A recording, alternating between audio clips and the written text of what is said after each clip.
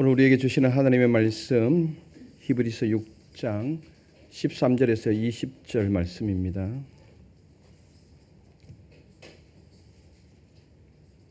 교독하시겠습니다.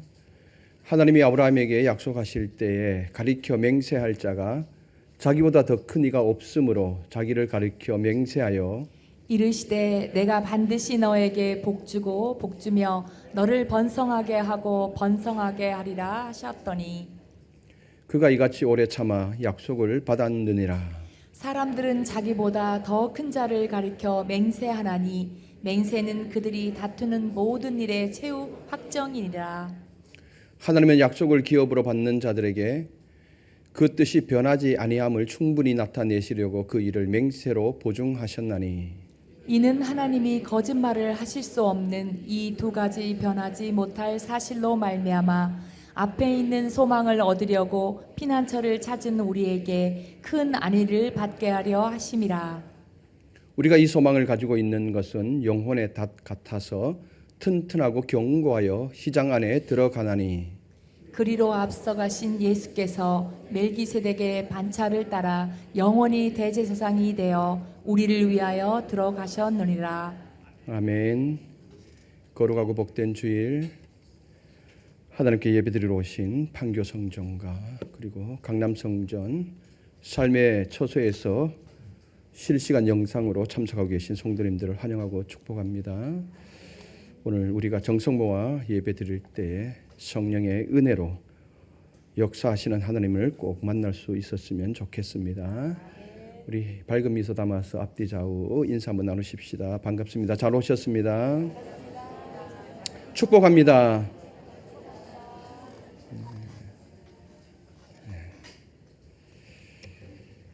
원래는 한반도에 태풍이 한 번도 올라오지 않았죠. 현재까지는 없었습니다. 태풍이 발생하게 되어지면은 해안가에 살고 있는 주민들이 매우 분주해지죠. 특별히 선박을 가지고 계신 분들은 소유하고 계신 분들은 더욱 바빠지고 마음이 불안해지죠. 배를 폭우로 이동하여서 정박하고 뱃길이 묶어두고 또 닻을 내려서 핀에 고정을 합니다. 바람이 거세게 불고 파도가 거칠게 치면 바다 위에 큰 배는 금세 불안정하죠. 그때 이 배를 붙들어 주는 것이 바로 닻이죠. 닻. 배에는 닻이 있고 돛이 있지 않습니까? 돛은 앞으로 나가게 하는 동력이고 닻은 배를 안정하게 고정시키는 장치입니다. 겉으로는 아무것도 보이지 않지만 그 닻이 깊숙이 내려가서 단단히 붙들어 주기 때문에 배는 바람에 조금은 흔들릴 수는 있지만은 파도에 쓸려 내려가지는 않습니다. 표류하지는 않게 되지요. 성도 여러분, 오늘의 세상 또한 거센 바람이 불고 있습니다. 여러분들 보시기에 바람이 약하게 부는 것 같습니까? 세상 바람이 세게 부는 것 같습니까?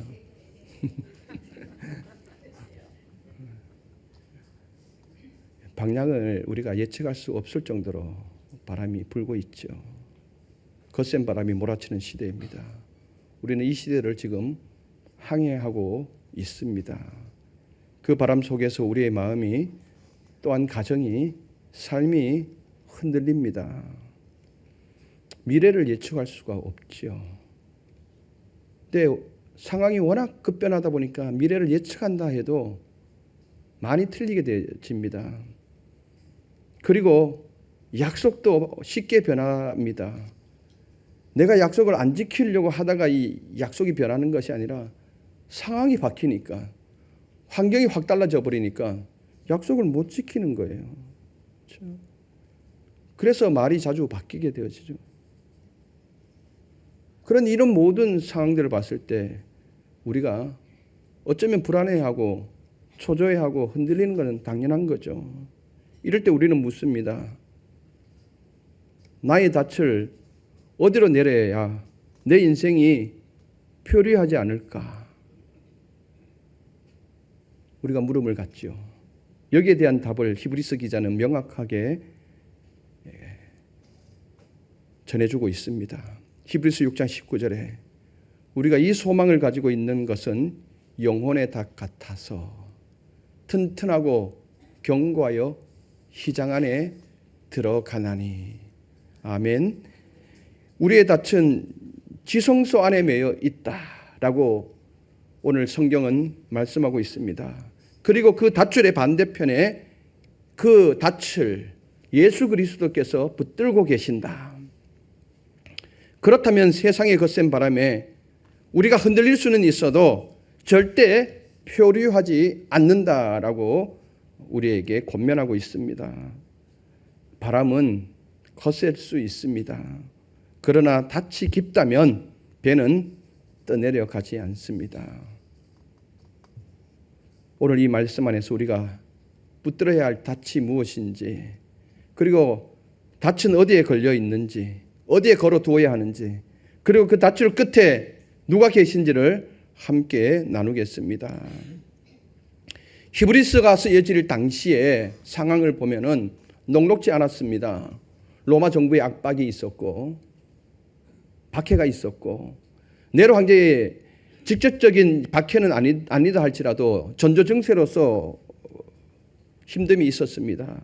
그리고 유대교에서 개종한 유대교 크리스찬들이 유대인들로부터 또 핍박이 있었고, 교회 내부적으로 또 혼란이 있어서 사람들이 가지고 있었던 이 믿음이 흔들리게 된 거예요. 그래서 믿음을 저버리거나 아니면은 유대교에서 개종한 자들은 다시 유대교로 돌아가려고 하는 이 움직임이 그 당시에 교회 공동체 안에 일어나게 됐던 것이죠. 그래서 이들을 향하여서 굳게 믿음을 가지고 지키고 있어라. 그러면은 너희들이 바라는 약속의 기업에 꼭 들어가게 될 것이다 라고 권면하기 위해서 히브리서가 쓰여졌습니다. 여러분, 우리 또한 마찬가지입니다. 처음 교회에 나오는 분들을 보면은 이제 이런 마음을 가지고 있어요. 교회에 나오면 기도하는 제목들이 다 이루어질 것 같고 소원하는 것이 다 이루어질 것 같다라고 생각하죠. 그런데 웬걸 교회 나오고부터 훨씬 힘든 일이 많아지고 어려운 일이 많아지는 것 같이 느껴지는 거예요. 그런데 돌아보면 똑같은 삶이거든요. 그런데 단지 교회 나왔다는 이유로 어려움을 겪고 힘든 일을 만났다라고 이야기하죠. 주변의 사람들이 또 그렇게 이야기를 하니까. 그러니까 주변에서 뭐라 그럽니까? 너 교회 나가서 그런 거야. 이렇게 이야기를 하거든요. 그래서 너가 믿던 원래 종교로 돌아가야 돼. 이렇게 생각을 하거든요.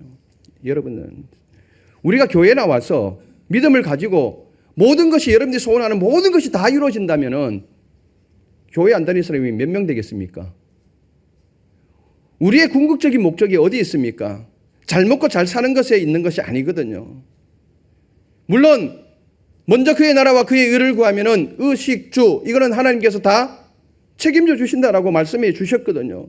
그러나 우리의 궁극적인 소망은 하나님 나라입니다. 천국입니다. 이 천국에 가기까지 여러 가지 바람이 거세게 부는데 파도가 일렁이는데 이 파도를 우리가 어떻게 헤쳐나갈 것인가? 그런 파도 속에서 우리가 흔들림 없이 어떻게 이 믿음의 줄을 고정시킬 것인가? 이것이 바로 기독교의 신앙입니다. 믿음입니다. 우리 모두가 천국에 들어가야 되지 않습니까? 천국은 반드시 있습니다. 오늘 본문을 보면은 그 천국에 대해서도 분명하게 말씀하고 계십니다. 그래서 우리의 궁극적인 목적은 잘 먹고 잘 입고 잘 사는 것이 목적이 아닙니다. 못 살아도 못 입어도 내가 믿음을 가지고 끝내 붙잡고 천국에 들어간다면 그것보다 더 소중한 것은 없습니다. 오늘 말씀을 통해서 이것을 확실히 할 수 있었으면 좋겠습니다.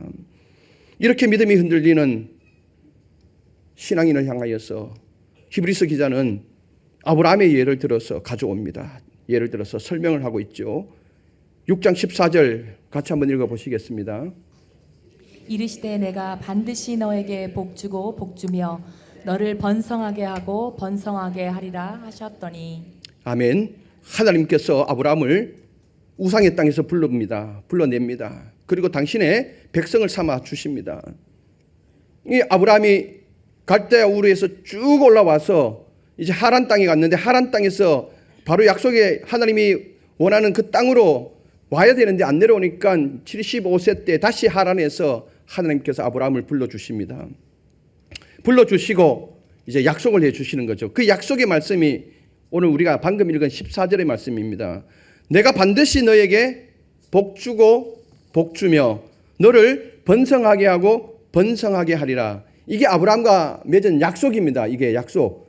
복을 준다, 번성케 한다, 이 약속이죠. 근데 이 본문을 보면은 동사가 두 개씩 연거푸 나오죠. 복주고 복준다, 번성케 하고 번성케 한다. 히브리 문학에서 이 동사를 반복해서 쓰면은 그거는 틀림없다라는 거예요. 확신하다는 거예요. 근데 이 동사를 두 번에서 쓰고 두 번에서 쓴 것에 또 한 번 더 쓰고 있죠. 이것은 뭐예요? 아브라함에게 주신 이 약속, 이것은 분명하다는 거예요. 완전히 분명하다는 것을 이 본문을 통해서 히브리 문학 기법을 통해서 우리에게 말씀해 주고 있습니다. 그러니까 이것만으로도 하나님의 약속이 충분하지 않습니까? 신실하지 않습니까?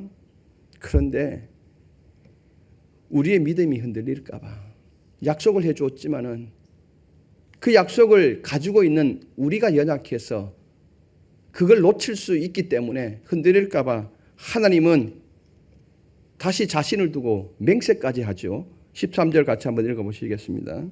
하나님이 아브라함에게 약속하실 때에 가리켜 맹세할 자가 자기보다 더 큰 이가 없으므로 자기를 가리켜 맹세하여. 아멘. 인간 사이에서 이루어지는 모든 거래는 약속은 자기보다 더 큰 권위를 두고 맹세를 하고 보증을 합니다. 사람과 이제 약속을 하잖아요. 부부 간에도 약속을 하고 부모 자식 간에도 약속을 하잖아요. 근데 이 자녀가 못 믿으면은 이 부모가 누구를 두고 맹세합니까? 신앙이 일어나면은 최고 권위자인 누구? 하나님을 두고 맹세하거든요. 이 가장 큰 맹세거든요. 그 자녀들이 그때서야 이제 안심을 하죠. 아, 이거는 약속이 이루어지겠구나 하죠. 이 사람 간의 거래는 자기보다 더 큰 권위를 두고 맹세를 하고 보증을 합니다. 은행에서 대출을 낼 때도 자기 자신보다 보증을 서주는 사람이 어떻냐에 따라서 쉽게 될 수도 있고 안 될 수도 있잖아요. 보증 쓰는 사람이 확실하면은 그냥 쉽게 되는 거죠. 오늘 성경에서는 하나님은 존재론적으로 최고의 권위이기 때문에 아브라함과 약속을 맺을 당시 하나님 자신보다 더 큰 권위가 없잖아요. 자기보다 더 큰 권위가 없기 때문에 당신 스스로 자신의 이름을 걸고 아브라함에게 그 약속에 대해 맹세를 했다는 거예요. 이 맹세가 바로 보증이라는 거예요. 이미 하나님은 반드시 복 주시겠다고 거듭 약속하셨습니다. 이 약속만으로 충분한데 하나님은 거기에 자신의 이름을 걸고 맹세까지 더하신 것입니다. 인간 때문에, 연약한 인간 때문에. 인간의 연약하기에 확신을 가질 수 있도록 흔들리는 우리의 마음을 붙들어 주시기 위해서 하나님은 자기 자신을 보증으로 내미셨던 것입니다. 하나님은 자신의 신실성을 증명하기 위해 자기 존재를 보증으로 걸었던 거죠. 당신의 이름, 당신의 존재, 당신의 성품을 걸고 아브라함에게 약속의 보증을 했다라는 것입니다. 아브라함이 어떤 상황에도 흔들리지 않게 하려고 하나님은 약속이란 말씀 위에 이 맹세의 보증을 얹어주셔서 이 두 겹의 안전벨트를 채워주신 것입니다. 고정시킨 거죠. 그래서 성경은 단호하게 말하죠. 18절 한번 보실까요? 이는 하나님이 거짓말을 하실 수 없는 이 두 가지 변하지 않는 못할 사실로 말미암아 앞에 있는 소망을 얻으려고 피난처를 찾은 우리에게 큰 안위를 받게 하려 하심이라. 아멘. 하나님은 거짓말을 할 수 없는 분이라 기록하고 있습니다. 민수기 23장 19절에 분명하게 말씀하죠. 하나님은 인생이 아니시니 거짓말하지 않으시고 후회를 하지 않으신다. 할렐루야. 그렇기 때문에 이 두 가지, 약속과 맹세, 이 두 가지는 절대 변하지 않는다는 것입니다. 이 신실하심이 우리의 소망을 잡아준다라고 기록하고 있습니다. 인간의 성실성에 문제가 있어서 약속은 절대 무효화되지 않는다는 것입니다. 우리 인생이 연약해서 그 약속을 해줬지만은 이 인간의 성실성에 문제가 있어서 그 약속을 못 믿을 때가 있잖아요. 아브라함도 그랬잖아요. 자, 아브라함이 자손을 번성케 해준다고 약속을 해주셨거든요. 이게 75세 때였거든요. 근데 이루어지지 않잖아요. 그래서 언제 10년쯤 더 지났을 때에 사라가 와서 이야기를 하잖아요. 안 되겠다. 나의 몸종을 통해서 대를 잇는 것이 좋겠다. 아브라함이 흔들렸거든요. 그래서 86세에 누구를 생산합니까? 이스마엘을 생산하잖아요. 근데 하나님이 생각하는 후손은, 자손은 이스마엘이 아니었던 거죠. 잠시 흔들렸거든요. 인간의 성실성에 문제가 있었잖아요. 근데 결국 하나님이 이 약속한 이 약속이 명확하기 때문에 아브라함은 다시 시간을 더 기다리죠. 14년을 더 기다리다가 결국 하나님의 약속을 받아낸 거죠. 여러분, 우리는 흔들릴 수 있습니다. 근데 하나님은 결코 흔들리지 않습니다. 확신은요, 내가 얼마나 잘 붙잡고 있는가에서 나오는 것이 아닙니다. 아브라함이 믿음의 조상이라고 하잖아요. 그럼 얼마나 이 약속을 굳게 잡았겠습니까? 근데 그 약속을 굳게 잡는다고 그 약속이 잡혀지지를 않았거든요. 그런데 내가 붙잡고 있는 것이 어디에 고정되어 있느냐가 더 중요합니다. 내가 붙잡고 있는 힘이 중요한 것이 아니라 그 어디에 내가 그것을 핀을 고정시키고 있느냐, 줄을 고정시키고 있느냐, 이것이 훨씬 더 중요하다는 거예요. 그러므로 확신은 하나님의 약속과 맹세 위에 세워질 때 절대 흔들릴 수는 있지만 절대 표류하지 않는다라고 오늘 18절은 그렇게 기록하고 있습니다. 그래서 히브리서 기자는 아브라함이 약속을 어떻게 받았는지 짧고 강하게 말하고 있죠. 15절 같이 한번 읽어보시겠습니다. 그가 이같이 오래 참아 약속을 받았느니라. 아멘. 두 가지입니다. 이같이 오래 참아 약속을 받았다. 여기서 오래 참다라는 것은 끈질기게 버티다, 질긴 기질을 의미합니다. 약속을 받을 때까지 그 약속을 그냥 버틴 거예요. 아브라함이 약속을 받았지만 오랜 세월을 기다리지 않았습니까? 창세기 15장에서 약속을 해 주셨거든요. 그 전에도 약속을 해 주셨지만 창세기 21장에 가서 이 약속이 이루어지거든요. 시간상으로 봤을 때는 25년이 흐른 시점입니다. 25년이면은 오늘 내 나이가 50이라면 반평생을 사는 거 아닙니까? 굉장히 오랜 시간이죠. 성경에서 그냥 25라 그러니까 여러분들 아무 감흥이 없는 것 같은데 엄청나게 긴 시간 아닙니까? 근데 이 긴 시간을 아브라함은 하나님이 약속해 주신 이 약속에 맹세를 하신 이것을 굳게 잡고 끈질기게 버틴 거예요. 오랜 시간 동안 아브라함이 흔들릴 수도 있었죠. 흔들렸죠, 사실. 그런데 표류하지 않은 것은 하나님의 약속과 맹세라는 줄이 아브라함을 잡고 있었기 때문에 아브라함이 약속을 받았다라고 성경은 기록하고 있습니다. 18절을 보면 하나님께서 약속과 맹세로 변하지 않는 두 가지 사실을 확증하신 이유를 우리에게 가르쳐주고 있습니다. 6장 18절 하반절에 보니까 소망을 얻으려고 피난처를 찾는 우리에게 큰 안위를 받게 하려 하심이라. 하나님이 이 두 가지 약속과 명세는 절대 변하지 않는데, 하나님이 거짓말하지 않기 때문에 변하지 않는데,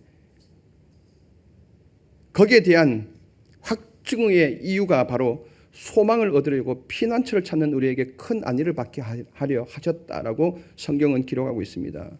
피난처를 찾다라는 이 말은 구약의 도피성 제도를 의미합니다. 구약에는 그 성 주변에 도피성 제도를 두고 있습니다. 이 도피성은 어떤 거냐면은 전혀 의도가 없었는데, 내가 사람을 살인하려고 하는 의도가 없었습니다. 근데 실수로, 고의가 아니라 실수로 사람을 죽이게 됩니다. 그럴 때는 얼른 이 도피성으로 피해야 됩니다. 쉽게 설명해서 옥상 난간에다가 보기 좋아라고 화분을 올려두었습니다. 화분을 올려두었는데 옥상에 이제 빨래를 널다가 발이 꼬여서 시층에서 넘어지다가 이 난간에 있는 화분을 탁 짚은 거예요. 근데 이 화분이 툭 밖으로 떨어지는 거예요. 근데 마침 그 길을 지나가다가 이 화분에 맞아서 사람이 죽은 거예요. 그럼 이건 고의입니까? 고의가 아닙니까?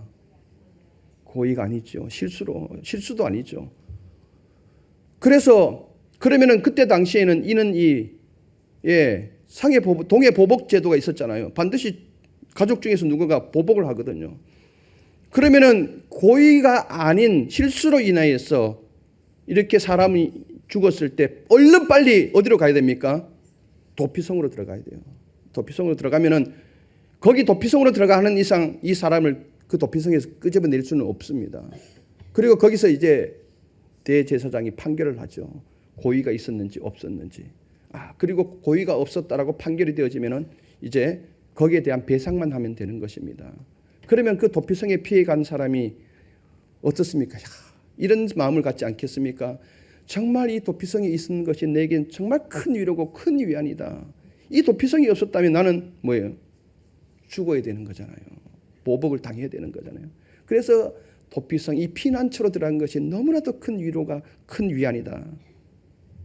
여러분, 우리의 인생을 살다 보면은 어려움과 고통 속에 이 고통이 찾아올 수도 있거든요. 근데 마치 그것으로부터 도망쳐 피난처를 찾게 되는 거죠. 그 바로 피난처가 바로 약속이고 맹세라는 거예요. 이 약속과 맹세에 소망을 두면은 우리는 그때서야 이걸 통해서 우리가 위로함을 받게 되고 안전함을 누리게 된다라고 성경은 기록하고 있습니다. 우리에게 있어서 하나님의 약속과 맹세는 너무나도 크고 든든한 위로라는 것입니다. 하나님께서 우리에게 주신 약속과 맹세 이 두 가지는 절대로 변하지 않기 때문에, 하나님은 거짓말을 하지 않기 때문에, 변하지 않기 때문에 이것이 오히려 여기에 소망을 두면은 우리가 큰 위안을 받을 수 있다라는 것입니다.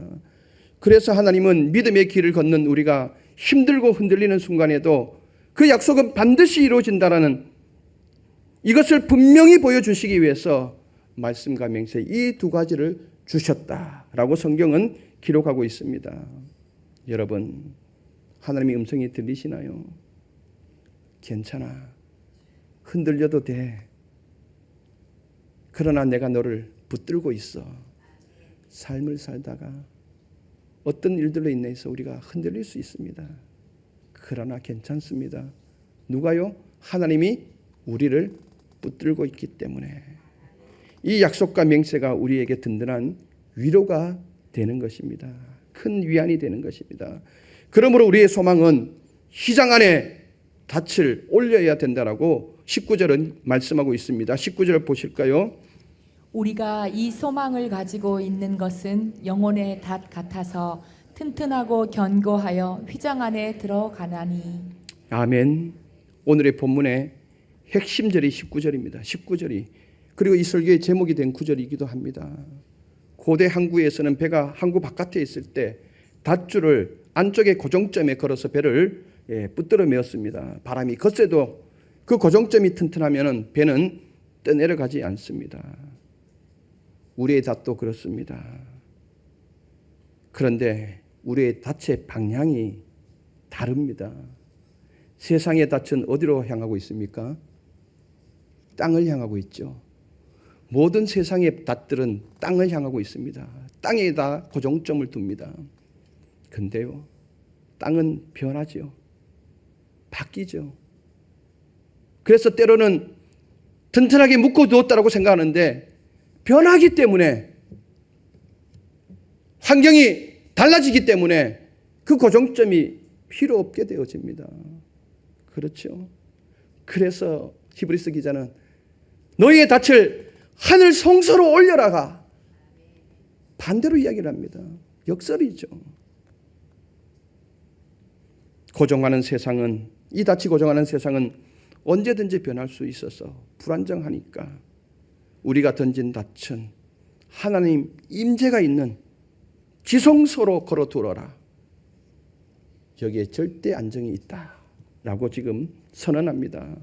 닻이 휘장 안으로 걸려 있다라고 말하는데, 휘장은 구약 성서에서 지성소를 가리는 지성소를 들어가기 위한 앞에 가리는 천막을 의미합니다. 휘장을 말합니다. 커튼을 말합니다. 이게 지성소로 들어가는 입구에 가래막혀져 있습니다.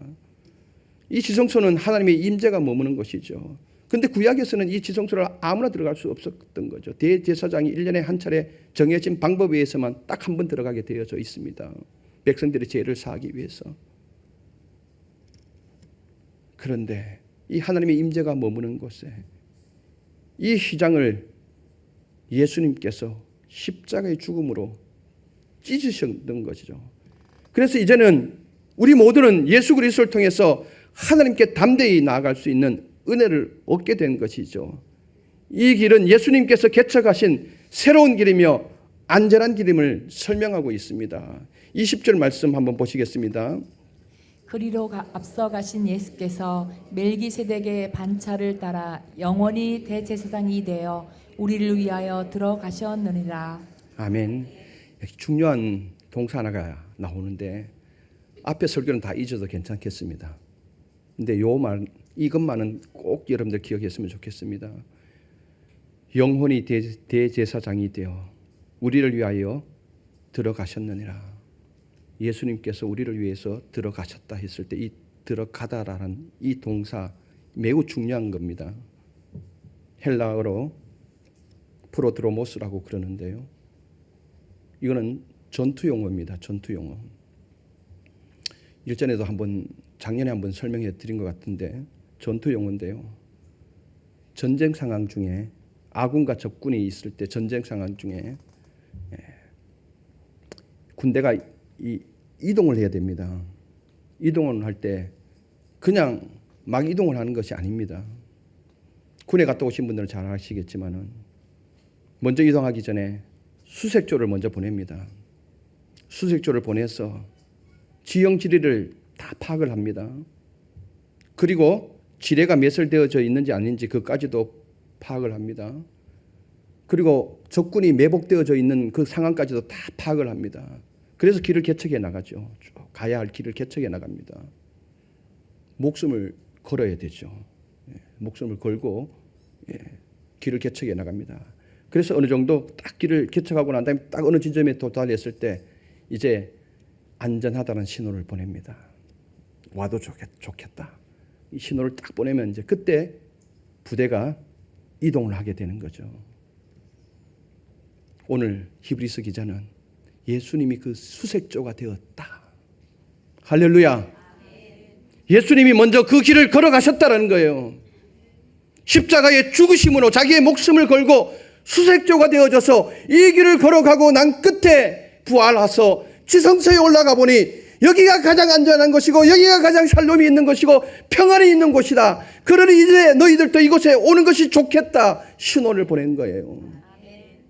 할렐루야. 여러분 스스로 그 길을 개척하고 가라고 그랬다면 거기에 들어갈 자가 누가 있겠습니까? 세상의 종교들은 다 너희들 스스로가 진리를 깨달아야 돼. 너희들 스스로가 개척해서 너희 스스로가 거기에 올라가야 돼. 세상의 종교들은 이야기를 하죠. 그런데 기독교는 그렇지 않습니다. 예수님 당신 자신께서 목숨을 걸고 그 길을 개척하셔서 우리를 그리로 오라고 지금 신호를 보내고 있는 것입니다. 이걸 지금 이야기하고 있는 것입니다. 예수님은 단지 길을 보여주시는 분이 아닙니다. 십자가에 당신의 목숨을 내놓음으로 길이 되신 분입니다. 그래서 요한복음 14장 6절에 분명하게 말씀하지 않습니까? 예수께서 이르시되 내가 곧 길이요 진리요 생명이니 나로 말미암지 않고는 아버지께로 올 자가 없다. 할렐루야. 수색조가 되어서 그 길을 개척하셨고 안전하다고 판명이 되었기 때문에 너희들은 이제 와도 좋다. 여러분 이 길을 가지 않으시렵니까? 함께 올라갔으면 좋겠습니다. 이 얼마나 든든한 복음입니까? 우리는 세상의 여파에 흔들릴 수 있습니다. 우리의 믿음은 약해질 수 있습니다. 그러나 지성소에서 우리를 기다리고 있는 예수님께 고정핀을 걸면은 예수님은 절대 흔들리지 않는다라는 것입니다. 우리의 밧줄은 땅에 내리는 것이 아니라 하늘 성소에 먼저 들어가신 예수님께 그 닻을 올려야 합니다. 그리고 거기에 고정을 시켜야 합니다. 그럴 때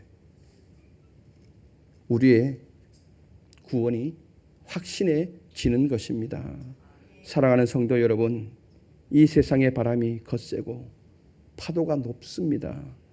그러나 우리는 기억해야 합니다. 바람은 거세도 하늘 성소를 향해 있는 닻은 매우 깊게 고정되어 있다. 할렐루야. 그 닻은 하늘 보좌에 계신 예수 그리스도께 깊게 박혀 있습니다.